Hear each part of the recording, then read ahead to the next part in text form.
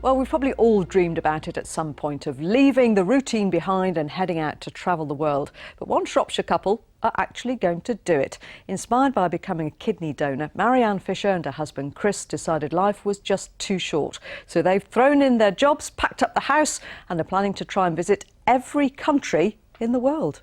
We have made the mad decision to sell everything in our house, quit our jobs, and we are going to attempt to step foot in every country in the world. Why? Why?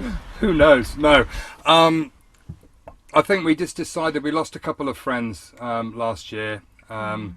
Marianne kindly donated a kidney to her best friend Kate, and I think we just decided that life was quite short And it needed to be lived. It's been quite tricky, some of it, to empty your house, to get organised, to get the insurances, to find the van, to, you know, it has been quite a challenge. I think, you know, society in general doesn't want you to quit your job and quit the rat race and just go on a never-ending holiday.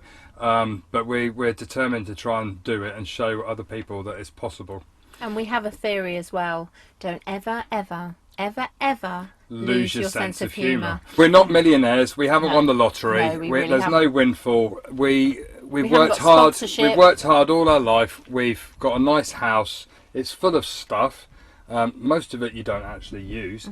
And we just thought, you know what? Let's get rid of the stuff. And if we rented the house out, it gives us some money every month. So we have to live off that rental of that house. There is no other. There's no other source of income. Yeah. It is literally that. And if we overspend, then we're on beans for a month. Yeah. I think we both want to go to the Galapagos Islands Yeah. and go dive, because we're scuba divers. I would love to dive with a school of hammerhead sharks. Oh, yeah, that's way up there. That's way up there on the list. After the post-kidney donor, I wanted to be an advocate and show people that even with one kidney, Life I is am normal. completely barking. Nothing's changed. Everything's completely the same. And because I'm fit and fabulous, and being a donor, a living donor, is just the most rewarding thing ever. If the vehicle breaks down, I am going to set the awning out, put my chairs out, put the kettle on, make a cup of coffee, and we are going to Google where the local mechanic is. But no, we're not mechanics at all. But we have a sense of humour.